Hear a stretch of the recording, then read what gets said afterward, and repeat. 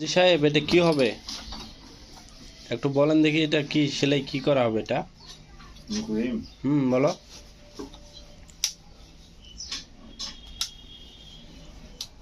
এটা কি কারেন্ট দিয়ে সেলাই হয় নাকি? কারেন্ট দিয়ে সেলাই হবে এবং জ্যাকেট এটা বয়স্ক মানুষের জন্য না বুড়া মানুষের জন্য না ছেলে মানুষের জন্য? ছোট মানুষের জন্য। তাহলে শুধু ছেলে মানুষের জন্য, মেয়ে মানুষের জন্য না নাকি? না, না, এই প্রোডাক্টটা হচ্ছে শুধু ছেলেদের জন্য। ও আচ্ছা। তো একটা বানাইতে কত সময় লাগে? লাগে 2.5-3 ঘন্টা। একটাই? ধীরে আস্তে বানাইতে। না, তে মজুরিটা মানে আপনার কেমন পত্তা হয়? দিন শেষে কি লাভ টিকে তো নাকি? দেখা যাক। তার মানে হচ্ছে আপনি নতুন দোকান দিচ্ছেন নাকি? হ্যাঁ। ঠিক তেমন ভাবে অতটা আইডিয়া হয় না এখন। না। আর আপনার কাজ শিখতে কতদিন সময় লাগছে?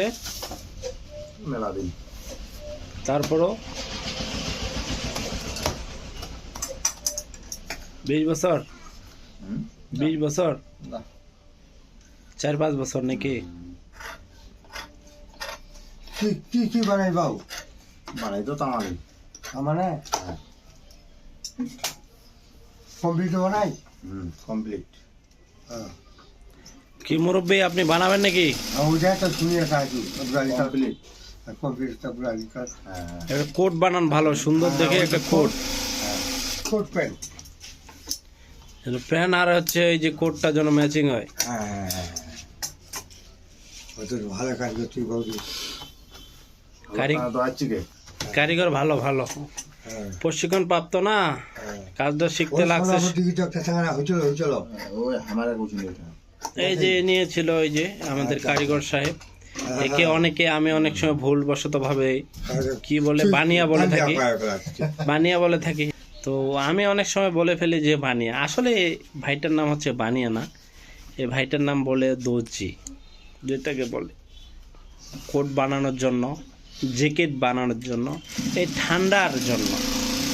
আর আমি ভুলবশতে বানিয়া বলে ফেলি, কারণ বানিয়াটা সামনে চলে আসে। আরেকটা বানিয়ার দোকান আছে তো আমাদের এখানে, সেই কারণে হচ্ছে বানিয়া কথাটা সবার আগে চলে আসে।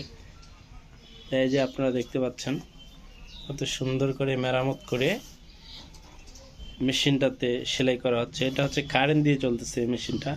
এই মেশিনটা সোলার দিয়ে না, এই মেশিনটা সম্পূর্ণ কারেন্ট দিয়ে। যদি কারেন্ট থাকে তাহলে মেশিনটা চলবে, আর যদি কারেন্ট না থাকে তাহলে মেশিনটা চলবে না।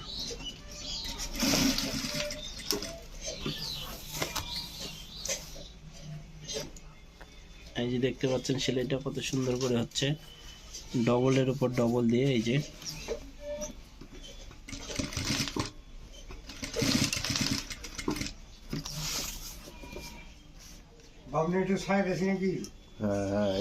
আপনারা দেখতে পাচ্ছেন কত সুন্দর করে সেলাই হচ্ছে। এখানে অনেক ভাঁজ হচ্ছে, কিন্তু এই যে এখানে তেল দিয়ে অনেকটা ডিজাইন করা হচ্ছে, ডিজাইনের মুহূর্ত দিয়ে কারেন্ট দিয়ে সেলাই করা হচ্ছে। আপনারা দেখতে পাচ্ছেন সুপ্রিয় দর্শকবৃন্দ, এই মুহূর্তে যে যেখান থেকে ভিডিওটা দেখতেছেন সবাই ইউটিউব চ্যানেলটা একটু সাবস্ক্রাইব করে পাশে থাকবেন, আর ভিডিওটা দেখবেন কেমন হচ্ছে আর কেমন ভিডিও আপনাদের মাঝে দিতে চাই সেটাও একটু কমেন্ট বক্সে জানিয়ে দেবেন, কমেন্ট করে লিখে।